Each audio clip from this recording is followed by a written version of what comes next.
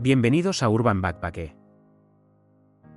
En este viaje nos vamos al Piemonte, una de las regiones más completas y menos obvias del norte de Italia. Situado a los pies de los Alpes y haciendo frontera con Francia y Suiza, el Piemonte ha sido históricamente una tierra estratégica, industrial y cultural. Aquí nació la Italia moderna, pero también se esconden lagos tranquilos, santuarios de montaña, pueblos poco conocidos y paisajes que cambian por completo en pocos kilómetros. Durante este recorrido vamos a descubrir Torino, primera capital de Italia y ciudad clave de la Casa de Saboya, Biella y su tradición textil, Bielmonte, en pleno arco alpino, el lago de Viverone, uno de los lagos naturales más limpios de la región, el Santuario de Europa, el más grande dedicado a la Virgen Negra en Europa, Rosazza, uno de los pueblos más singulares del Piemonte, y terminaremos en el impresionante lago Maggiore, compartido entre Italia y Suiza. Este no es un viaje de prisas ni de solo lugares famosos. Es un recorrido pensado para entender el territorio, su historia, su arquitectura y su relación con la naturaleza. Vamos a hablar de datos reales, curiosidades contrastadas y contexto, para que no solo veas los lugares, sino que los comprendas. Si te gusta viajar con mochila, explorar ciudades con pasado industrial, perderte en pueblos de montaña y descubrir Italia más allá de los circuitos clásicos, este vídeo es para ti.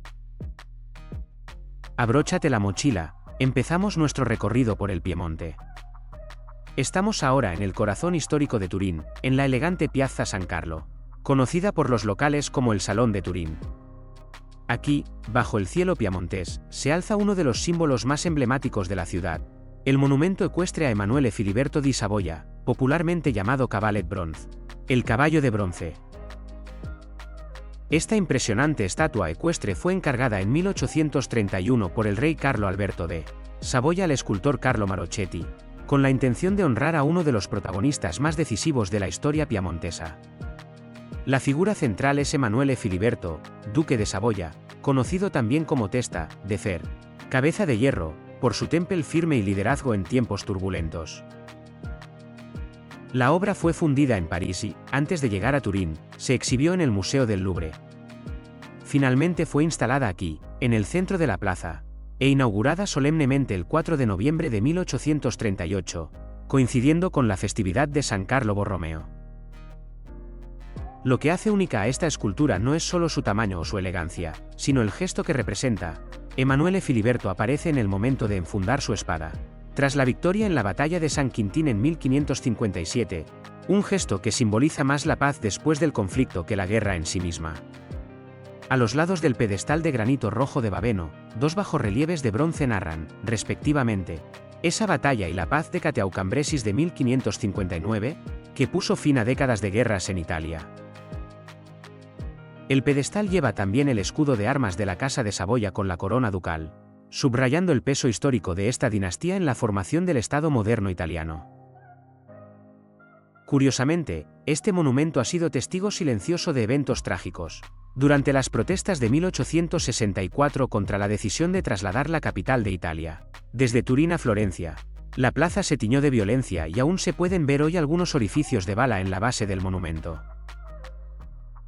Por la noche, el Cavallet Bronze se ilumina con un sistema de luces que realza su presencia en la plaza, invitando a visitantes y locales a detenerse, observar y recordar la rica historia que representa. Alrededor de la Piazza San Carlo se encuentran los famosos soportales o portici, un elemento arquitectónico que caracteriza gran parte del centro histórico de Turín.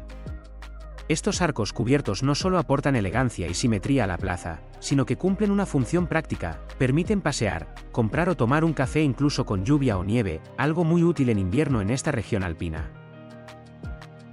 Los portici que rodean la plaza datan principalmente del siglo XVII, aunque han sido renovados y adaptados a lo largo de los siglos.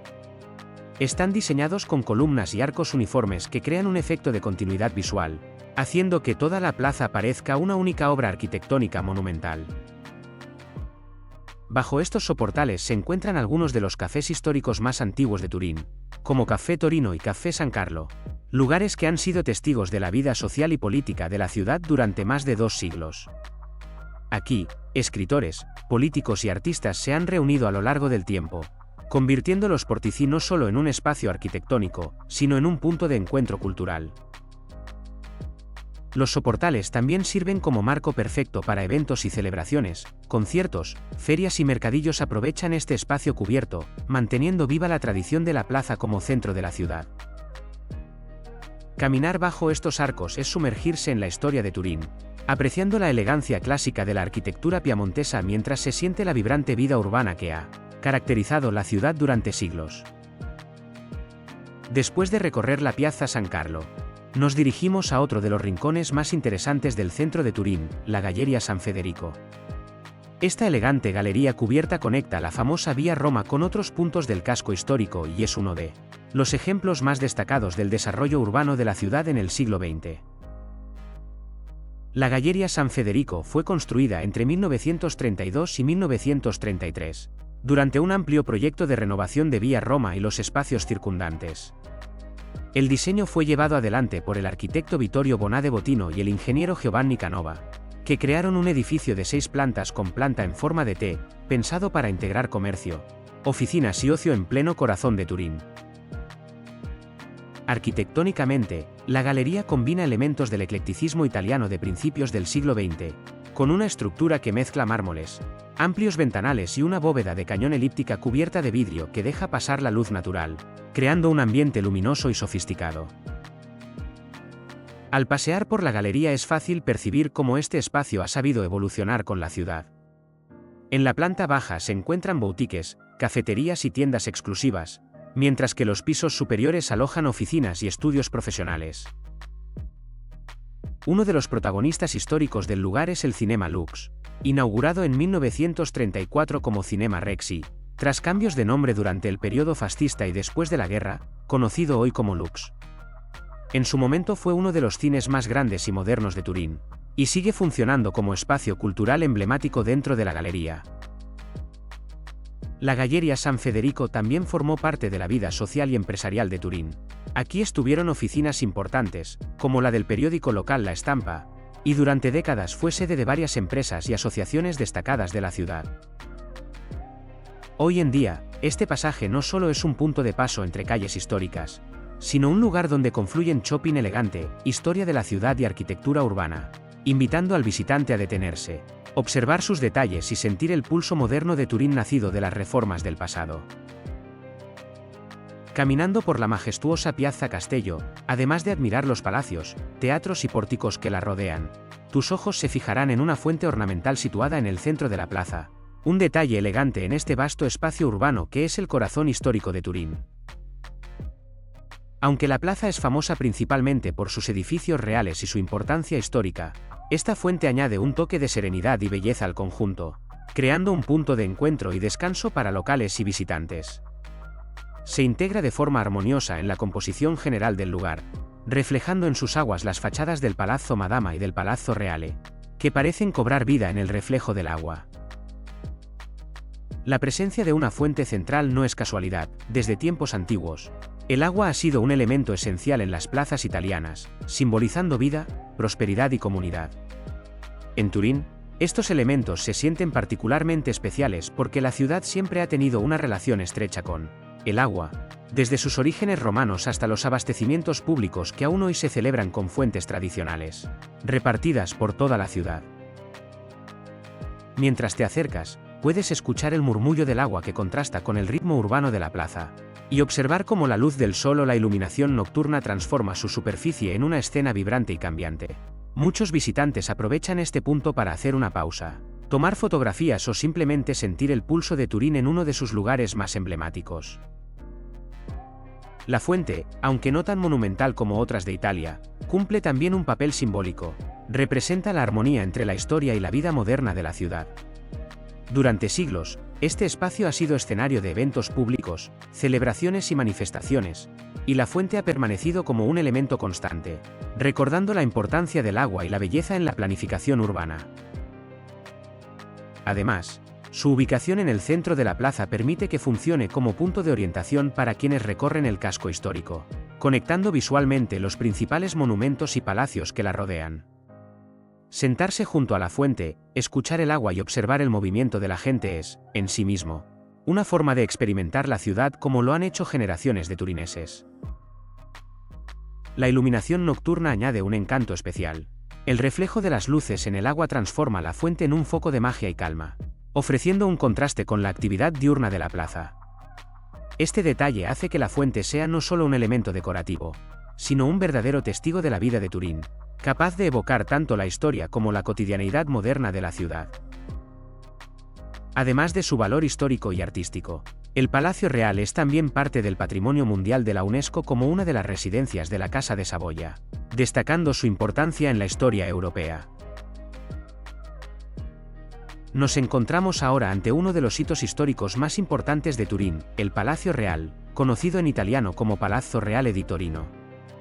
Este palacio fue el centro político y ceremonial de la Casa de Saboya durante más de 3 siglos y representa la historia misma del poder en el Piamonte y en la formación del Estado italiano moderno. La historia del Palacio Real comienza en el siglo XVI, cuando el duque Emanuele Filiberto de Saboya trasladó aquí la capital de su ducado, dando inicio a una transformación urbana que convertiría a Turín en una ciudad moderna. La construcción del palacio tal como lo conocemos hoy comenzó en 1645, por orden de la regente Christine Marie de Francia, para dotar a la corte de una residencia digna y representativa. A lo largo de los siglos, grandes arquitectos como Ascanio Vitozzi, Carlo y Amedeo di Castellamonte, Filippo Jubarra y Benedetto Alfieri contribuyeron a su ampliación y decoración, mezclando estilos barroco, rococó y neoclásico. El Palacio Real no es solo un edificio impresionante por fuera, sino que en su interior alberga una serie de espacios que permiten imaginar la vida de los monarcas sabaudos. Sus salones reales y apartamentos privados están decorados con tapices, frescos, mobiliario original y objetos de arte que evocan el lujo y el ceremonial de la corte. Un elemento arquitectónico destacable es la Scala degli Forbici, o Escalera de las Tijeras, una escalera monumental diseñada por Filippo Jubarra, famosa por sus curvas elegantes y su impacto visual. Dentro del complejo se encuentra también la Armería Real, que expone una de las colecciones de armas y armaduras más importantes del mundo, con piezas que datan desde el siglo XVI hasta épocas más modernas, permitiendo una mirada fascinante a la historia militar europea. Otro espacio clave es la Cappella della Sacra Sindone, o Capilla de la Sábana Santa, un recinto construido en el siglo XVII para albergar la célebre Sábana Santa de Turín. Aunque hoy la reliquia se exhibe en la cercana catedral, la capilla forma parte integral del conjunto palaciego y fue diseñada con una arquitectura espectacular. Al pasear por las salas del palacio también se pueden descubrir espacios singulares como el Salón del Trono, con su ambiente ceremonial, y salas de recepción decoradas con obras de arte y detalles que reflejan las influencias europeas de la época. Detrás del palacio, se extienden los Giardini Reali, jardines diseñados a finales del siglo XVII por André Lenotre, el mismo paisajista que ideó los jardines de Versalles. Estos jardines ofrecen un lugar de descanso y contemplación con senderos, fuentes y vistas que contrastan con la solemnidad del palacio. Tras la caída de la monarquía y la constitución de la República Italiana en 1946, el Palacio Real pasó a ser propiedad del Estado y hoy forma parte de los Museos Reales de Turín, junto a otras instituciones culturales como la Biblioteca Real, la Galería Sabauda y el Museo de Antigüedades. Además de su valor histórico y artístico, el Palacio Real es también parte del Patrimonio Mundial de la UNESCO como una de las residencias de la Casa de Saboya, destacando su importancia en la historia europea. Nos encontramos ante una de las joyas del barroco en Turín, la Real Iglesia de San Lorenzo. Esta iglesia, conocida en italiano como Real Chiesa di San Lorenzo, fue la capilla real de la Casa de Saboya y se alza junto al imponente Palacio Real, formando parte del tejido histórico y espiritual de la ciudad. La historia de este templo se remonta al siglo XVI. Tras su victoria en la batalla de San Quintín el 10 de agosto de 1557, el duque Emanuele Filiberto de Saboya hizo voto de dedicar una iglesia a San Lorenzo en agradecimiento por la victoria, ya que ese día coincidía con la festividad del Santo Mártir. Inicialmente, se adaptó una pequeña iglesia preexistente en este lugar para cumplir el voto, pero con el tiempo se decidió construir un nuevo templo más ambicioso. La construcción de la iglesia que vemos hoy comenzó en 1668 y se prolongó hasta 1680, bajo la dirección de Guarino Guarini, uno de los arquitectos más influyentes del barroco italiano. Guarini era no solo arquitecto, sino también sacerdote teatino, matemático y teórico de la arquitectura, lo que le permitió combinar conocimientos técnicos y espirituales en una obra monumental. Una de las características más sorprendentes de San Lorenzo es su estructura interna. A diferencia de las iglesias tradicionales con planta en cruz latina, Guarini optó por una planta central octogonal que se transforma en una red de espacios interconectados bajo la cúpula. Esta cúpula es una de las piezas maestras del diseño, está sostenida por arcos entrelazados que forman una estrella de 8 puntas, una geometría compleja que crea un efecto visual dinámico cuando la luz natural inunda el interior. Aunque desde el exterior la iglesia puede parecer sencilla y casi integrada con los edificios vecinos, su fachada no fue completada según el proyecto original de Guarini porque se decidió preservar la armonía visual de la Piazza Castello y evitar que la iglesia compitiera visualmente con el Palacio Real. Por eso, su acceso se realiza a través de un lateral y su presencia monumental se revela especialmente cuando se observa la cúpula que domina parte del perfil urbano de Turín. Al ingresar, el visitante entra en un espacio en el que la luz y la forma arquitectónica parecen prescindir de lo superfluo, para centrar la atención en lo esencial. Los arcos cruzados y las aberturas hacia el exterior permiten que la luz juegue con superficies curvas y planos inclinados, creando una atmósfera que ha sido descrita como profundamente evocadora. San Lorenzo también tuvo un papel importante en la historia de las reliquias más veneradas de Turín. Aquí se veneró la sábana santa en las primeras ostensiones públicas, antes de que pasara a la cercana Catedral de Turín, ubicada a pocos pasos de distancia. Además de su función religiosa, la iglesia mantiene una relevancia cultural viva. Acoge celebraciones litúrgicas, eventos comunitarios y conciertos, convirtiéndose en un lugar donde la espiritualidad y la vida cultural se entrelazan. Visitar la Real Iglesia de San Lorenzo es adentrarse en un ejemplo magistral del barroco italiano, donde la ingeniería estructural y la expresión de la fe se encuentran en un diálogo permanente, y donde cada arco y cada rayo de luz parecen invitar a contemplar tanto la arquitectura como la historia que encierra. Nos encontramos frente a otro de los edificios más emblemáticos de Turín, el Palazzo Madama. Este palacio, cuyo nombre significa literalmente Palacio de la Señora Madame, se ubica en la Piazza Castello, justo en el corazón del centro histórico, y es uno de los ejemplos más destacados de la evolución arquitectónica de la ciudad desde la época romana hasta el barroco. El origen del Palazzo Madama se remonta a la época romana, cuando en este lugar se encontraba un castro o fortificación que formaba parte de la muralla de la ciudad.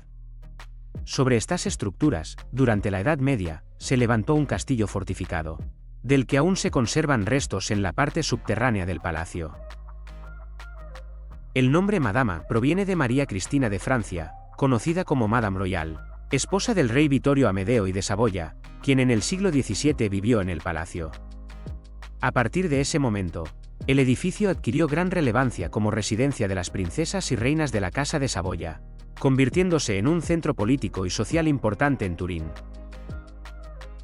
Arquitectónicamente, el palacio refleja una mezcla de estilos debido a sus sucesivas transformaciones. La fachada principal, de estilo barroco, fue diseñada por Filippo Jubarra a principios del siglo XVIII y es una de las más representativas del barroco piamontés.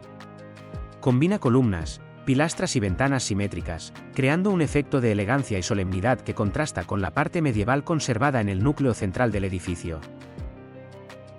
El Palazzo Madama también destaca por su interior monumental. Sus salas albergan hoy el Museo de Arte Antiguo, que contiene colecciones de esculturas, muebles, cerámicas, armas y pinturas que abarcan desde la Edad Media hasta el siglo XVIII. Entre los objetos más significativos se encuentran tapices franceses, muebles de la época barroca y piezas de orfebrería de gran calidad, que permiten imaginar la vida en la corte sabauda. Uno de los elementos arquitectónicos más interesantes es la torre medieval, que se conserva en el centro del palacio y permite observar los restos de las murallas romanas originales.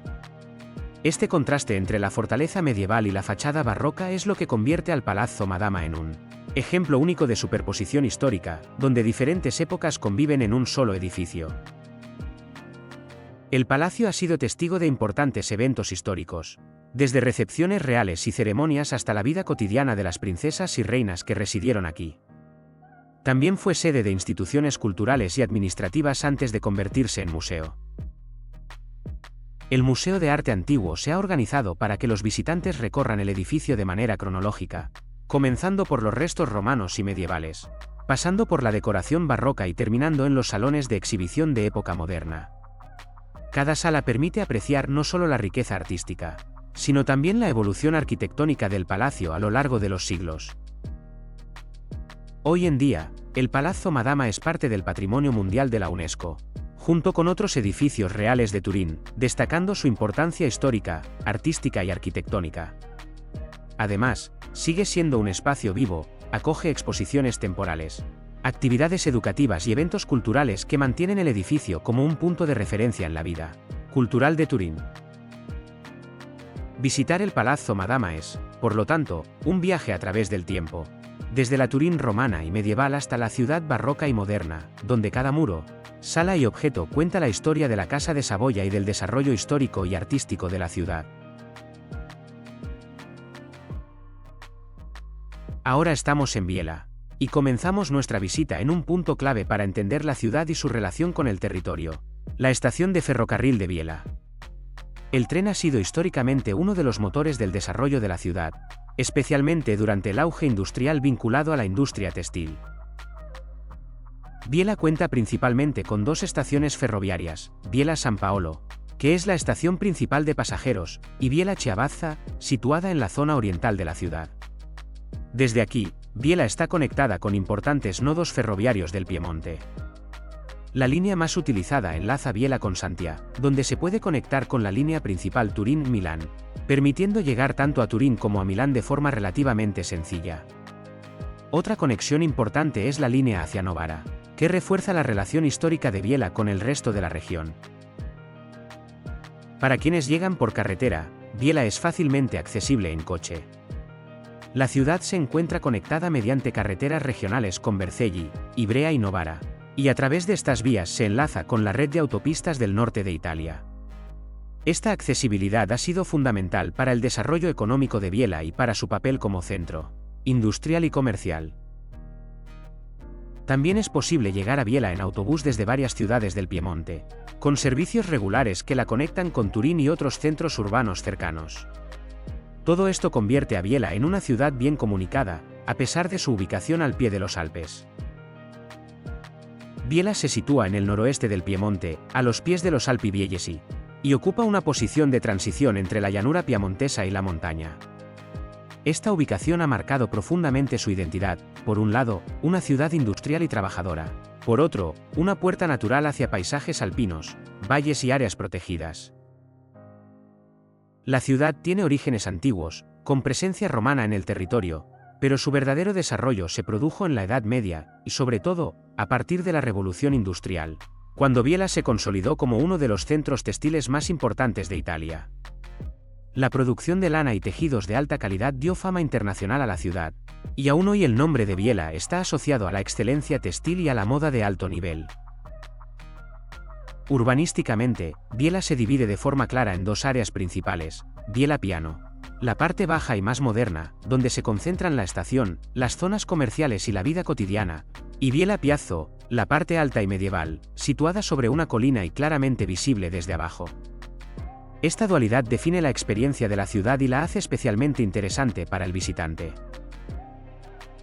Biella no es solo industria e historia.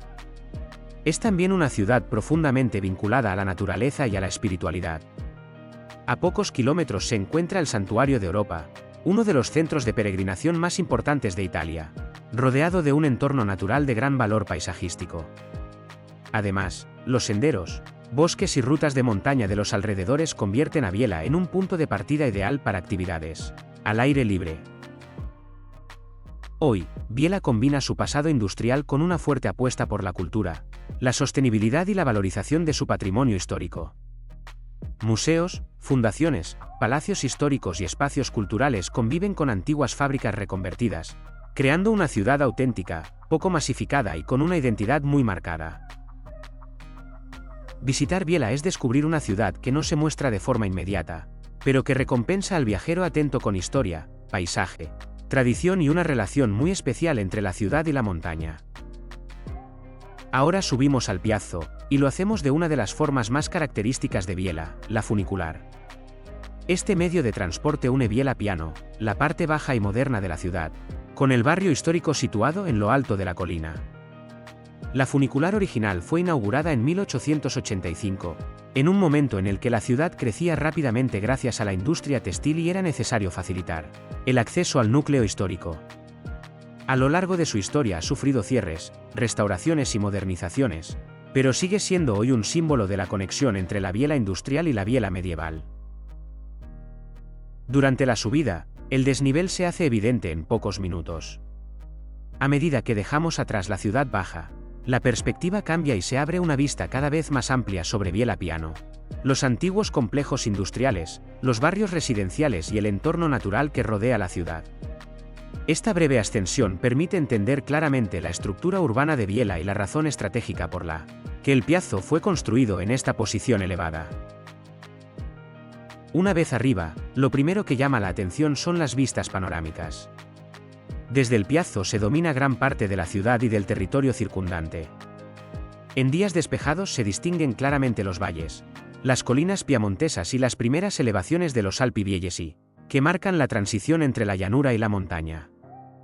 Estas vistas explican por qué este lugar fue elegido en la Edad Media como asentamiento principal. Desde aquí se controlaba el territorio y se garantizaba una mayor seguridad. Entramos ahora en el Quartiere del Piazzo, el barrio más antiguo de Biela y su núcleo medieval. El Piazzo fue fundado oficialmente en 1160 por el obispo de Vercelli, Uguccione, con el objetivo de crear un centro urbano protegido y autónomo. Para atraer población, se concedieron privilegios como el derecho a celebrar mercados, administrar justicia y desarrollar actividades comerciales, lo que permitió que el barrio creciera rápidamente y se consolidara como centro político y económico. El trazado urbano del Piazzo se ha conservado de forma excepcional. Sus calles estrechas y empedradas, los porticados bajos, los arcos y las fachadas de ladrillo y terracota mantienen prácticamente intacta la estructura medieval. Cuando en el siglo XVIII el centro administrativo y económico se desplazó hacia Biela Piano, el Piazzo quedó al margen de grandes transformaciones, lo que permitió preservar su aspecto original hasta nuestros días. El corazón del barrio es la Piazza della Cisterna, una plaza medieval rodeada de edificios históricos que combinan elementos góticos y renacentistas. Aquí se encuentran antiguas residencias nobles, el antiguo ayuntamiento del barrio y palacios que reflejan la importancia social y económica que tuvo el Piazzo durante siglos. Muy cerca se alza la Chiesa di San Giacomo, que añade un fuerte componente religioso a la vida del barrio. En los alrededores aparecen palacios vinculados a las grandes familias villesas, como el Palazzo La Marmora, reconocible por su torre octogonal, el Palazzo Ferrero y el Palazzo Gromolosa, hoy convertidos en espacios culturales que acogen exposiciones, conciertos y actividades que mantienen el Piazzo vivo y conectado con la ciudad actual. Pasear por el Piazzo es recorrer un espacio donde el tiempo parece haberse ralentizado. Cada calle, cada arco y cada edificio cuentan la historia de una ciudad que nació en lo alto para protegerse y prosperar, y que hoy conserva intacta su identidad medieval, ofreciendo una de las experiencias urbanas más auténticas de Biela. Ahora nos detenemos en uno de los accesos más emblemáticos al Quartiere del Piazzo, la Porta della Torrazza, también conocida tradicionalmente como Porta de Europa. Esta puerta se encuentra en la entrada norte del barrio medieval y marca el punto de transición entre la parte baja de Biela y el corazón histórico que vamos a explorar. La Porta della Torrazza fue construida en 1780, en sustitución de una antigua puerta medieval fortificada que formaba parte de las antiguas murallas que rodeaban el Piazzo. A diferencia de las puertas defensivas originales, esta nueva estructura no tenía un propósito militar, sino celebrativo y urbano. Sus diseñadores la erigieron para conmemorar la visita a Biela y al Santuario de Europa que realizó en ese mismo año el rey Vittorio Amedeo III de Saboya junto con su esposa, la reina María Antonia Ferdinanda de España. Por esa razón, a esta puerta a menudo se la llama también Porta de Europa, en honor a ese importante acto de relación entre la ciudad y uno de los santuarios más venerados del Piemonte. La estructura es un arco realizado con ladrillos a vista, de planta trapezoidal, cuidadosamente diseñada para seguir la curva natural de la calle que sube hacia el Piazzo. Esta forma crea un efecto visual muy armonioso y orienta claramente al visitante hacia el centro histórico que se despliega más allá de la puerta. En la parte superior solía estar colocado el escudo de la Casa de Saboya, con la inscripción dedicada a Vittorio Amedeo III, aunque algunas marcas originales se perdieron con el paso del tiempo. Al cruzar la Porta della Torrazza caminamos literalmente hacia la historia. Más allá del arco, la vista se abre hacia las empedradas calles del Piazzo, con sus palacios antiguos, iglesias y espacios públicos, formando un umbral simbólico entre la biela contemporánea y el tejido urbano medieval del barrio. La ubicación de esta puerta no es casual. Servía como uno de los principales accesos al Piazzo desde la parte baja y desde los caminos que conectaban la ciudad con el Santuario de Europa, un itinerario espiritual y social que muchos peregrinos y viajeros realizaban durante siglos. Hoy, la Porta della Torrazza no solo conserva su función urbana, sino que también actúa como símbolo visual e histórico del barrio. A su lado, a veces se encuentran pequeños cafés o espacios de descanso donde visitantes y locales se detienen antes de recorrer el Piazzo. Caminar bajo este arco es empezar a sentir el peso de la historia y la continuidad cultural que caracteriza a Biella. En el Piazzo, uno de los elementos que más llama la atención al recorrer el barrio es el reloj MAC, situado en la Torre Cívica, un punto de referencia visual y simbólico para esta parte histórica de Biella. La Torre Cívica del Piazzo tiene orígenes medievales y durante siglos cumplió funciones fundamentales para la vida del barrio, control del tiempo, señalización de los momentos clave de la jornada y referencia para la actividad comercial, administrativa y religiosa. En una época en la que pocos ciudadanos poseían relojes personales, el reloj público era un instrumento esencial para organizar la vida cotidiana. El reloj que vemos hoy es un reloj MAC, siglas de Manifattura Automática Cagnoni, una empresa nacida en Biella en el siglo XX, especializada en la fabricación de mecanismos de relojería para torres cívicas y campanarios. La presencia de un reloj MAC en el Piazzo no es casual. Representa el vínculo entre la tradición artesanal local y la innovación industrial, dos elementos clave en la identidad de Biella. Los relojes MAC se caracterizan por su precisión mecánica, robustez y fiabilidad, diseñados para funcionar de manera continua durante décadas con un mantenimiento mínimo. A diferencia de los antiguos mecanismos completamente manuales, estos relojes incorporaron soluciones técnicas modernas que mejoraron la exactitud y la durabilidad, sin perder el carácter tradicional de los relojes monumentales. Desde su posición elevada, el reloj del Piazzo ha marcado durante generaciones el ritmo de la vida del barrio. Sus campanadas regulaban el inicio de la jornada laboral, los horarios del mercado, las celebraciones religiosas y los momentos más importantes de la vida comunitaria. Incluso hoy, aunque la tecnología haya cambiado nuestra relación con el tiempo, el reloj sigue siendo un símbolo de continuidad histórica. Visualmente, el reloj se integra perfectamente en el contexto medieval del Piazzo. Su esfera, visible desde varios puntos del barrio y también desde la parte baja de la ciudad, refuerza el papel del Piazzo como núcleo histórico y punto dominante del paisaje urbano. Mirarlo es, en cierto modo, mirar a un pasado en el que el tiempo se vivía de forma más colectiva y pausada. El reloj MAC del Piazzo no es solo un instrumento para medir las horas. Es un testigo silencioso de siglos de historia, de transformaciones urbanas y de la evolución técnica de la ciudad. Representa la unión entre el pasado medieval, la tradición industrial villesa y la vida cotidiana actual, convirtiéndose en uno de esos detalles que aportan carácter y encanto al recorrido por el barrio alto de Biella. En el corazón del Piazzo de Biella encontramos el monumento al teniente Mario Cucco, un lugar cargado de significado histórico y memoria colectiva. El monumento está dedicado a Mario Cucco, oficial del ejército italiano y figura emblemática del sacrificio de los jóvenes villeses durante la Primera Guerra Mundial. Mario Cucco nació en Biella en 1896. Antes de ser llamado a filas, era estudiante de medicina, pero con la entrada de Italia en la guerra fue incorporado al ejército en 1915. Tras su formación como oficial, fue asignado al 4º Regimiento Alpini, en el batallón Aosta, una de las unidades más especializadas en combate de montaña. Durante el conflicto, Cucco destacó rápidamente por su valor y capacidad de mando. Participó en algunas de las acciones más duras del frente alpino, donde el combate se desarrollaba en condiciones extremas, a gran altitud y en un entorno especialmente hostil. En 1916 fue condecorado con la Medalla de Bronce al Valor Militar, y pocos días después, con la Medalla de Plata al Valor Militar, tras resultar gravemente herido en el Pasubio. A pesar de las heridas, pidió reincorporarse al frente una vez recuperado. El 26 de octubre de 1918, en los últimos días de la guerra, El tenente Mario Cuco murió en combate en la zona de los Solaroli, en el macizo del Monte Grappa, mientras lideraba a su compañía. Su muerte se produjo en un momento decisivo del conflicto y lo convirtió en un símbolo del sacrificio extremo por la patria. El monumento que vemos hoy en el Piazzo fue inaugurado en 1953. Consiste en un busto de bronce colocado sobre un basamento de piedra local, un material que refuerza el vínculo entre el homenajeado y su tierra. La obra recuerda no solo a Mario Cuco como individuo, sino también a todos los soldados alpinos y a los jóvenes de Biela que perdieron la vida durante la guerra. La plaza donde se encuentra el monumento lleva su nombre, Piazza Mario Cuco, lo que subraya la importancia de su figura en la memoria histórica de la ciudad. Desde este punto, rodeado por las calles medievales del Piazzo y con vistas abiertas hacia el territorio, el monumento invita a la reflexión sobre el coste humano de los conflictos y sobre la relación profunda entre Biela y su historia militar.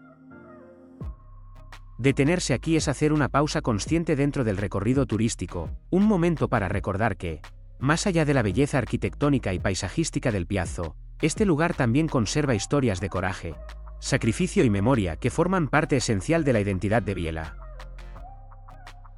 Ahora bajamos desde el Piazzo hacia la parte baja de la ciudad y llegamos a Piazza Martiri della Libertà, una de las plazas más importantes y representativas de Biela Piano. Este espacio amplio y abierto marca claramente la transición entre la ciudad histórica y la Biela moderna, y es un punto central de la vida urbana. La plaza está dedicada a los Martiri della Libertà, en memoria de los ciudadanos que perdieron la vida en la lucha por la libertad, especialmente durante los acontecimientos ligados a la resistencia y a la Segunda Guerra Mundial. En el centro de la plaza se alza el monumento conmemorativo, de líneas sobrias y solemnes, concebido como un lugar de recuerdo y reflexión colectiva. No se trata solo de un elemento decorativo, sino de un símbolo cívico que mantiene viva la memoria histórica de la ciudad. El monumento recuerda el compromiso de Biela con los valores de libertad, sacrificio y dignidad humana. La elección de esta plaza como lugar del homenaje no es casual, se trata de un espacio de paso, de encuentro y de vida cotidiana, lo que refuerza la idea de una memoria integrada en el día a día de la ciudad y no relegada a un lugar aislado. Piazza Martiri della Libertà es también un centro muy activo de la vida social. Aquí se celebra el mercado semanal, uno de los más importantes de Biela. En los días de mercado, la plaza se llena de puestos, colores y voces, con productos locales, ropa, alimentos y artículos de uso cotidiano. Este mercado mantiene viva una tradición comercial que forma parte de la identidad de la ciudad desde hace siglos. Cuando el mercado está en marcha, la plaza cambia completamente de aspecto y se convierte en un punto de encuentro tanto para los habitantes de Biela como para quienes llegan desde los pueblos cercanos. Es un momento ideal para observar la vida local, entender las costumbres de la ciudad y sentir el pulso real de Biela más allá de los monumentos. Rodeada de edificios modernos, comercios y vías principales, Piazza Martiri della Libertà representa la Biela contemporánea, activa y funcional, pero al mismo tiempo profundamente consciente de su pasado. Es un lugar donde la memoria histórica, la vida cotidiana y la tradición comercial conviven de forma natural, aportando carácter y encanto al recorrido por la ciudad. Llegamos ahora a Piazza Duomo, uno de los espacios más significativos de Biela Piano, tanto desde el punto de vista urbano como histórico y religioso. Esta plaza se desarrolla alrededor de la Catedral de Biela, dedicada a Santo Stefano Protomártir, el patrón de la ciudad, y representa un punto de referencia esencial en el centro de Biela. La Catedral de Biela, conocida también como Duomo di Biela o Cattedrale di Santo Stefano, es la iglesia madre de la diócesis y el principal templo religioso de la ciudad. Su historia recoge capas de transformaciones que narran siglos de vida comunitaria y de fe. El origen del templo se remonta a una pequeña iglesia edificada en el siglo XI, en el mismo lugar donde hoy se alza la catedral. Esta iglesia primitiva dio paso, en 1402, a la construcción de la iglesia de Santa Maria Maggiore, también conocida como Santa María in Piano, levantada por la comunidad tras un voto hecho a la Virgen de Europa al superar la peste de 1399. En 1772, cuando Biela fue elevada a sede de diócesis, esta iglesia fue elegida para convertirse en catedral. A partir de ese momento se inició un importante proyecto de ampliación y reestructuración en estilo neogótico, obra del arquitecto Ignacio Antonio Giulio, que continuó durante varias décadas. El edificio fue ampliado con la adición de 2 naves laterales, varias capillas, la sacristía, la sala capitular y espacios para los canónicos. Hacia 1826, se añadió un pronaos neogótico diseñado por el arquitecto Felice Marandono, que integró una fachada más expresiva y acorde con las tendencias de la época. A lo largo del siglo XX se llevaron a cabo trabajos de restauración tanto en la catedral como en su campanario, consolidando su identidad arquitectónica compleja, resultado de intervenciones de distintas épocas. El interior de la catedral sorprende por su decoración cuidadosamente elaborada con la técnica del trompe-l'œil, completada en 1784, que da una sensación casi tridimensional a las superficies de las paredes y techos, generando un efecto visual que combina tradición y refinamiento artístico. Además de su valor arquitectónico, el Duomo conserva elementos significativos de la historia local, restos de frescos antiguos, obras de pintores ligados a la tradición religiosa piamontesa y la presencia de un antiguo baptisterio románico, situado al lado del edificio, considerado uno de los ejemplos más importantes de arte prerrománico en el Piemonte.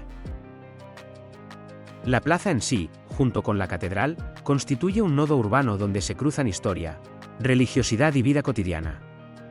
Piazza Duomo ha sido desde siempre un lugar de concentración social y espiritual, escenario de celebraciones litúrgicas, festividades religiosas y momentos comunitarios que trazan el ritmo de la vida de Biella desde hace siglos. Visitar Piazza Duomo y su catedral es comprender cómo una ciudad pequeña puede expresar, a través de su principal templo, una mezcla profunda de historia, arte y fe, mostrando un patrimonio que ha evolucionado a lo largo del tiempo sin perder su conexión con la identidad de la comunidad. En Piazza Duomo, además de la catedral y el baptisterio, encontramos la Fontana del Mosè, uno de los elementos más representativos de la plaza. Esta fuente es un ejemplo destacado del arte urbano de Biella y constituye un punto de encuentro histórico y visual dentro del espacio urbano. La Fontana del Mosè data del siglo XVIII, aunque algunos documentos sugieren que pudo haber existido una estructura anterior en el mismo lugar desde época medieval. Su nombre hace referencia a la figura de Moisés, representada en la escultura central que adorna la fuente. Este motivo iconográfico es tradicional en la región y simboliza liderazgo, guía y providencia, valores que la comunidad local asociaba tanto al ámbito espiritual como al cívico. La fuente se construyó con piedra local, lo que le da un aspecto sólido y armonioso que se integra perfectamente con los edificios históricos de la plaza, y con la fachada de la catedral. El diseño combina funcionalidad y estética, además de su papel decorativo. La fuente cumplía una función práctica de abastecimiento de agua para los vecinos y comerciantes que frecuentaban el área. Durante siglos, la Fontana del Mosè ha sido un punto de referencia dentro de la plaza, donde los habitantes se encontraban, descansaban o comentaban los acontecimientos del día.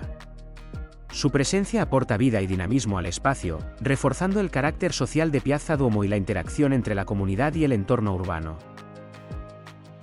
Hoy, la fuente sigue siendo un elemento central para los visitantes, no solo por su valor histórico y artístico, sino también como símbolo de la continuidad de la vida pública en Biella.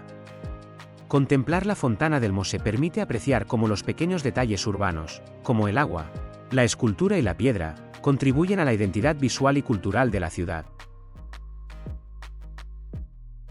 Justo al lado de la Catedral de Biella, en Piazza Duomo, se encuentra el Battistero di San Giovanni Battista, uno de los monumentos más antiguos y significativos de la ciudad.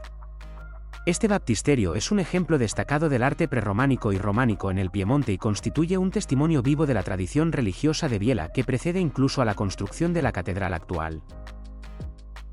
El baptisterio tiene orígenes que se remontan al siglo XI, aunque algunos estudios sugieren que podría haber sido fundado sobre estructuras aún más antiguas. Está dedicado a San Giovanni Battista, y su función principal desde siempre ha sido la administración del sacramento del bautismo, separando este rito del espacio principal de la catedral como era habitual en la tradición cristiana temprana. Arquitectónicamente, el edificio es sencillo y robusto, con muros de piedra y formas geométricas claras que reflejan la estética románica. Su planta es octogonal, un diseño típico de los baptisterios medievales, que simboliza la resurrección y la regeneración espiritual que representa el bautismo. La entrada principal está decorada con un portal sencillo pero elegante, y algunas ventanas altas permiten la entrada de luz natural, creando un juego de luces que acentúa la solemnidad del espacio interior. El interior del baptisterio conserva elementos originales como fragmentos de frescos y decoraciones de piedra tallada, además de la pila bautismal de mármol, que sigue siendo el punto central del rito. La combinación de materiales locales y técnicas artesanales muestra cómo los constructores medievales de Biella integraban tradición, funcionalidad y simbolismo religioso en un mismo espacio. A lo largo de los siglos, el Battistero di San Giovanni Battista ha sido objeto de restauraciones, siempre respetando su carácter original, lo que permite a los visitantes apreciar la arquitectura medieval en un estado cercano al original. Su ubicación junto a la catedral subraya la relación histórica entre ambos edificios y refuerza el valor cultural y espiritual de Piazza Duomo como centro religioso de Biella. Visitar el baptisterio es adentrarse en la historia más antigua de la ciudad, entender la importancia del bautismo en la tradición cristiana y admirar un ejemplo excepcional de arquitectura románica que ha perdurado durante casi un milenio. El edificio no solo refleja la espiritualidad de la Biella medieval, sino también la continuidad de la comunidad a lo largo de los siglos, haciendo de este lugar un punto imprescindible dentro del recorrido por la ciudad. Subiendo al Quartiere del Piazzo, uno de los edificios religiosos más destacados que encontramos es la Chiesa di San Giacomo, ubicada en el corazón del barrio medieval. Esta iglesia es un testimonio de la devoción histórica de Biella y de la importancia del Piazzo como centro espiritual y social de la ciudad. La Chiesa di San Giacomo tiene orígenes medievales, aunque su estructura ha sido objeto de varias reformas a lo largo de los siglos. Su construcción original se remonta al siglo XIV, y desde entonces ha acompañado la vida religiosa y comunitaria del Piazzo, siendo escenario de ceremonias, festividades y actos cívicos.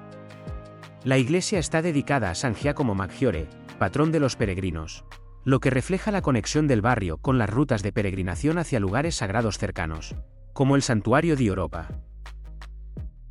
Arquitectónicamente, la iglesia combina elementos góticos y renacentistas. Su fachada, sobria pero elegante, presenta un portal de piedra tallada con detalles decorativos típicos del Piemonte medieval. El interior es de una sola nave, con techos de madera y pequeñas capillas laterales, que contienen retablos y obras de arte de los siglos XVII y XVIII, conservando así la tradición artística religiosa de la región. Entre sus elementos más destacados se encuentra la pila bautismal, que data de la época de construcción original, y varios frescos antiguos que adornan las paredes y que han sido restaurados para mantener su integridad. Estas obras permiten al visitante comprender cómo la iconografía religiosa medieval y barroca se integraba en la vida cotidiana de la comunidad del Piazzo. La ubicación de la Chiesa di San Giacomo dentro del Piazzo la convierte en un punto de referencia tanto espiritual como urbano. Desde aquí se puede observar la estructura medieval del barrio, calles estrechas, porticados bajos, casas señoriales y palacios históricos, que se alinean siguiendo el trazado original de la colina. La iglesia, junto con el resto del Piazzo, ofrece una visión completa de cómo se organizaba la vida religiosa, social y cultural en Biella a lo largo de los siglos. Visitar la Chiesa di San Giacomo es adentrarse en la historia más profunda del Piazzo, comprender la relación entre fe, comunidad y arquitectura, y apreciar un ejemplo vivo de la tradición religiosa biellese que ha perdurado desde la Edad Media hasta nuestros días. La iglesia no solo es un espacio de culto, sino también un testimonio tangible del pasado histórico y espiritual que define el carácter del Quartiere del Piazzo.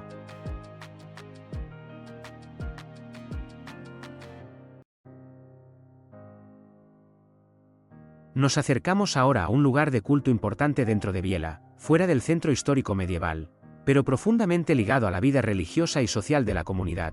La Chiesa dei Santi Paolo ed Elisabetta, conocida popularmente como Chiesa di San Paolo. Esta iglesia parroquial es un claro ejemplo de cómo la fe y la vida comunitaria han evolucionado junto con el crecimiento urbano de Biella en el siglo XX.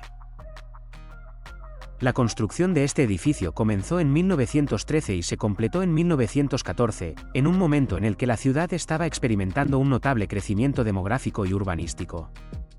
Fue concebida para servir a los fieles del recién desarrollado Rione San Paolo, una zona que estaba atrayendo a muchas familias y que necesitaba un espacio religioso acorde con sus necesidades. En 1928, la iglesia fue oficialmente erigida en parroquia, con una estructura pastoral organizada que respondía a la necesidad de atender espiritualmente a una comunidad cada vez más numerosa. La consagración solemne tuvo lugar en septiembre de 1940, consolidando el papel de la Iglesia en la vida religiosa de Biella.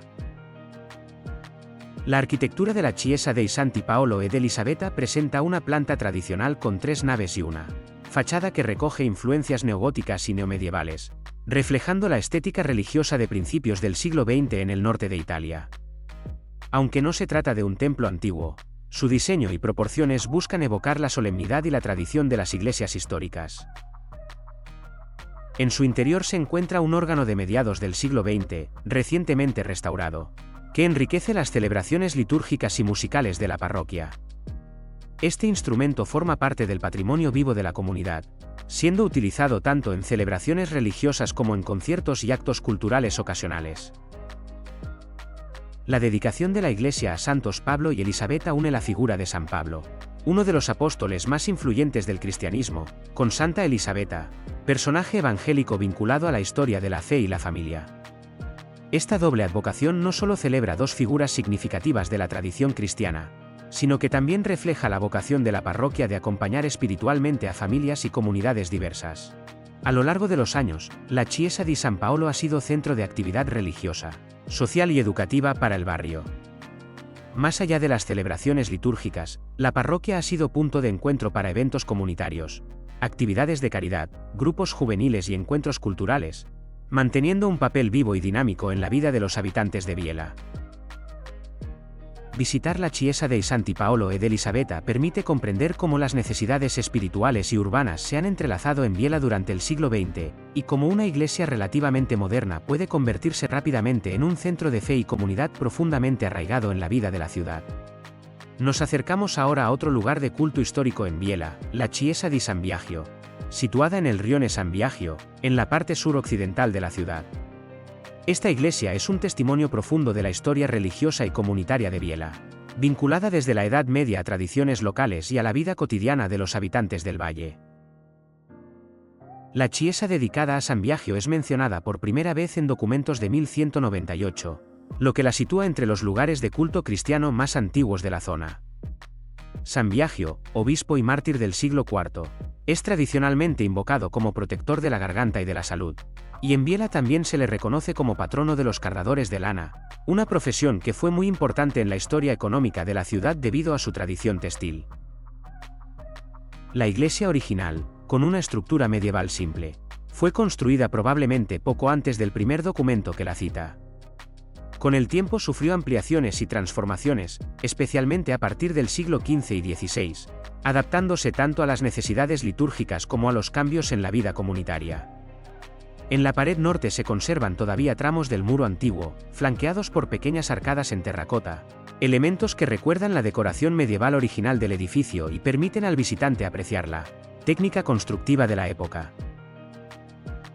El campanile, una de las partes más visibles del edificio, fue erigido en 1879, y constituye un nexo entre la estructura medieval y las intervenciones posteriores, integrando la tradición arquitectónica con necesidades funcionales modernas de la parroquia. Su silueta sigue siendo un referente visual para el barrio y un punto de orientación dentro del rione San Biagio. En el siglo XX, la iglesia fue objeto de nuevas reformas y restauraciones que permitieron adecuar los espacios a la vida comunitaria contemporánea. En 1970, la chiesa fue consagrada oficialmente como parroquia moderna, conectando internamente la estructura antigua con nuevos espacios litúrgicos pensados para la comunidad creciente. Esta fusión entre lo antiguo y lo moderno refleja la vitalidad de la parroquia de San Biagio, que todavía hoy actúa como centro de encuentro, celebración y referencia espiritual para los habitantes del barrio. La ubicación de la chiesa dentro del rione San Biagio evidencia la importancia que este santo y el lugar de culto han tenido para generaciones de villesi. A pesar de las modificaciones a lo largo de los siglos, la iglesia conserva elementos originales que permiten entender su evolución arquitectónica y funcional, así como la continuidad de la tradición religiosa en la ciudad. Visitar la Chiesa di San Biagio significa sumergirse en un capítulo profundo de la historia de Biella, donde lo sagrado y la vida cotidiana se entrelazan. La iglesia no solo es un espacio de culto, sino también un testimonio de la memoria colectiva, de la identidad local y de la relación histórica entre los habitantes del rione San Biagio y su patrimonio religioso. Sus muros, su campanario y los detalles constructivos que se conservan hablan de más de 8 siglos de historia, ofreciendo a los visitantes la oportunidad de comprender cómo la fe, La comunidad y la tradición se han mantenido vivas en Biela a lo largo de los siglos. Biela no es solo historia y arquitectura, sino también una ciudad llena de espacios verdes y parques urbanos que ofrecen un respiro entre sus calles históricas y barrios medievales. Estos lugares permiten a residentes y visitantes disfrutar de la naturaleza, relajarse y conocer otra faceta de la ciudad. Uno de los espacios más emblemáticos es el Giardino Pubblico Zumaglini, un parque amplio y bien cuidado que combina zonas arboladas, senderos para caminar y áreas de juego para niños. Es un lugar perfecto para pasear tranquilamente y disfrutar de un entorno natural dentro de la ciudad, donde las familias y los amantes de la naturaleza se encuentran durante todo el año. Otro parque destacado es el Giardino Vittorio Emanuele II, situado en una zona central y accesible del centro urbano. Este jardín combina áreas ajardinadas con caminos pavimentados, fuentes y bancos, creando un espacio agradable para descansar, leer o simplemente observar la vida cotidiana de Biela. Su nombre recuerda al rey Vittorio Emanuele II, y el parque es un ejemplo de cómo la ciudad integra la memoria histórica con la naturaleza. El Giardino degli Alpini de Italia es un parque que rinde homenaje a los Alpini, los famosos soldados de montaña italianos. Este jardín combina zonas verdes con monumentos conmemorativos, creando un espacio que mezcla la belleza del paisaje urbano con el recuerdo de la historia militar y la tradición alpina de la región. Es un lugar de encuentro para ceremonias y actos conmemorativos, así como para paseos y momentos de reflexión. Los Giardini Arequipa destacan por su diseño cuidado y su vegetación variada. Ofrecen un entorno ideal para pasear, practicar actividades al aire libre o disfrutar de eventos culturales ocasionales. Su nombre recuerda la relación de amistad entre Biela y la ciudad de Arequipa, en Perú, reflejando la dimensión internacional y cultural de la ciudad. Finalmente, el Parco della Rovere Biela es un espacio verde más reciente y amplio, pensado para el esparcimiento de toda la comunidad. Combina zonas de césped, senderos, áreas deportivas y espacios para niños, siendo un ejemplo de cómo Biela ha desarrollado nuevos parques urbanos que responden a las necesidades modernas de recreación, deporte y contacto con la naturaleza. Visitar estos parques permite descubrir una Biela diferente, donde la historia, la arquitectura y la espiritualidad se complementan con la naturaleza, ofreciendo a locales y turistas lugares de descanso, encuentro y disfrute del entorno urbano y natural de la ciudad. Estos espacios verdes son una parte esencial de la identidad de Biela, demostrando que la ciudad no solo se vive en sus calles y edificios históricos, sino también en sus jardines y parques, que aportan frescura, belleza y calidad de vida.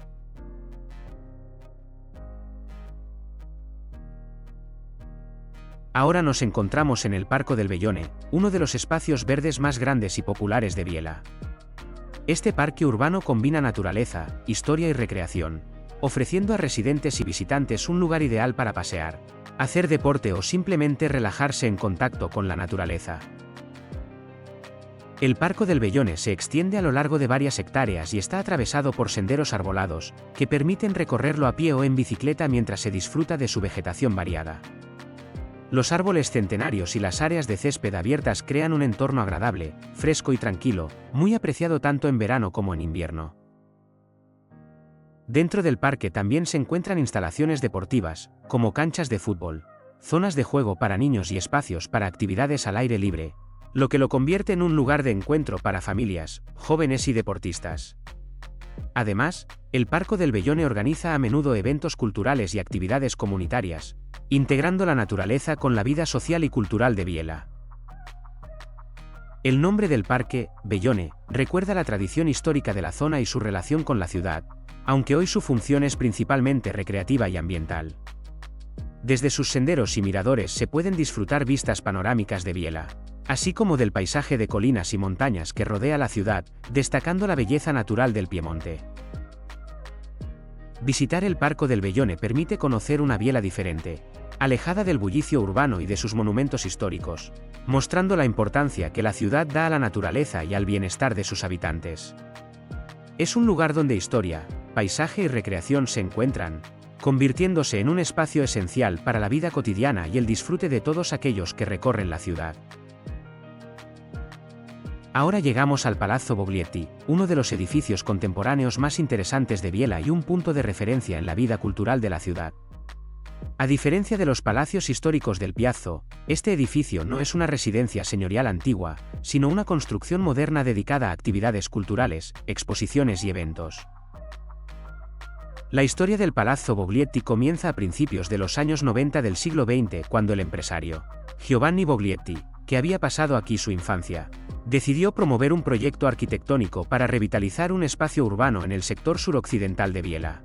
El terreno fue puesto a disposición del arquitecto Alberto Ricci, quien desarrolló un diseño con formas inspiradas en la naturaleza, pensado para integrarse en el entorno contemporáneo de la ciudad. La construcción del edificio se prolongó durante varios años y se completó a principios de los años 2000.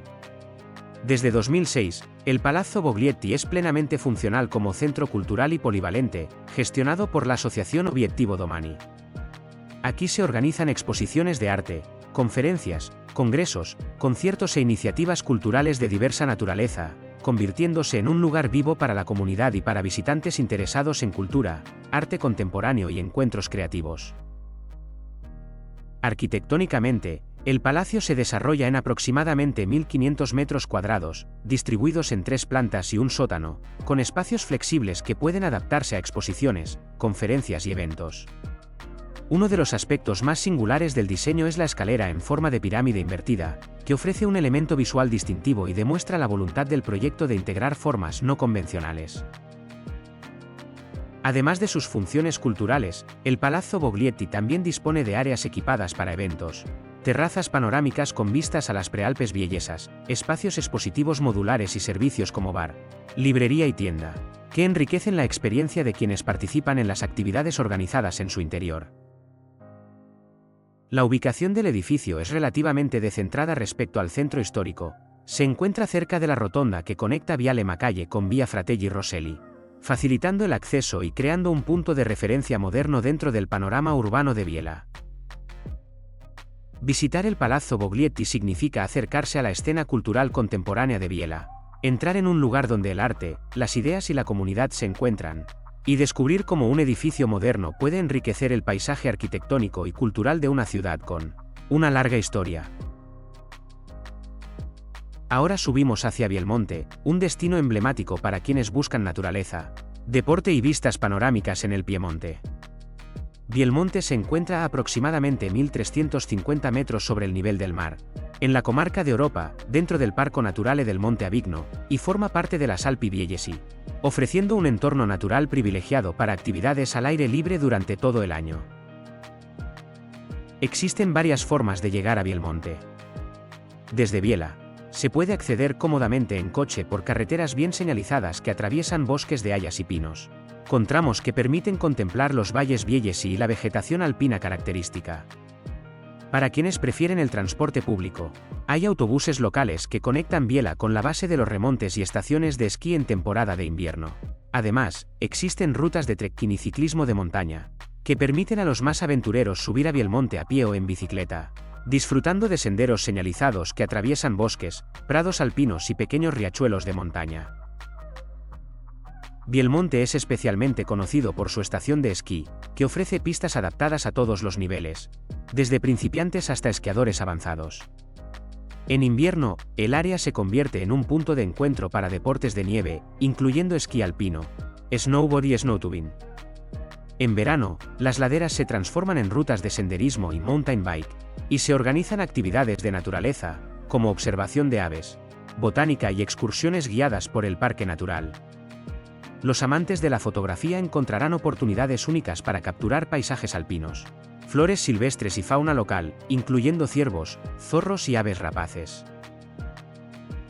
Desde la cima de Bielmonte, las vistas son espectaculares y panorámicas, permitiendo contemplar no solo las Alpi Biellesi, sino también amplios sectores del Parco Naturale del Monte Avigno, los valles circundantes y, en los días claros, incluso parte del lago Maggiore y las cumbres más altas de los Alpes. Los miradores naturales ofrecen espacios perfectos para fotografía, picnics y meditación en la montaña, conectando a los visitantes con la tranquilidad del entorno. Bielmonte también cuenta con refugios y restaurantes de montaña, donde se pueden degustar productos locales como formaggi tipici biellesi, salumi artigianali y platos tradicionales del Piemonte, combinando la experiencia al aire libre con la gastronomía regional. Algunos refugios organizan talleres de cocina, catas de queso y eventos culturales, haciendo que la visita sea tanto deportiva como cultural. Un dato curioso: Bielmonte fue uno de los primeros destinos de esquí desarrollados en Piemonte durante el siglo XX, y ha conservado hasta hoy la tradición de la montaña como lugar de encuentro para familias y deportistas. La combinación de historia, deporte, naturaleza y gastronomía convierte a Bielmonte en un destino completo para todo tipo de visitantes, desde excursionistas hasta amantes de la nieve. Visitar Bielmonte es adentrarse en un entorno natural único, descubrir la riqueza de las Alpi Biellesi, practicar deportes al aire libre y disfrutar de la tranquilidad y la belleza de los paisajes del norte de Italia. Es un lugar ideal para desconectar de la ciudad, respirar aire puro y experimentar la montaña en todas sus formas, ya sea caminando, esquiando o simplemente contemplando el panorama.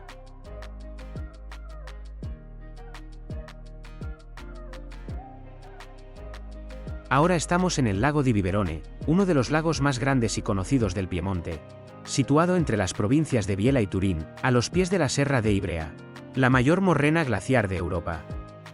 El lago se encuentra a unos 230 metros sobre el nivel del mar y tiene una superficie aproximada de 5,7 kilómetros cuadrados, lo que lo convierte en un importante punto natural y turístico de la región.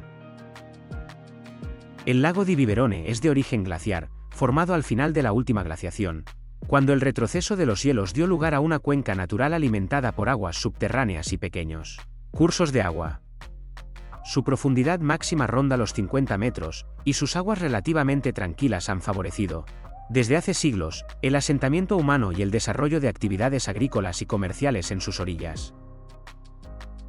Uno de los aspectos más interesantes del lago es su importancia arqueológica. En sus fondos se han encontrado restos de asentamientos palafíticos prehistóricos, datados entre la Edad del Bronce y la Edad del Hierro. Estos yacimientos forman parte del conjunto de los sitios palafíticos prehistóricos del Arco Alpino, declarados Patrimonio Mundial de la UNESCO. Aunque los restos no son visibles desde la superficie, este dato convierte al lago di Viverone en un lugar clave para comprender la historia más antigua de la región. Hoy en día, el lago es un espacio muy apreciado para el turismo de naturaleza y ocio.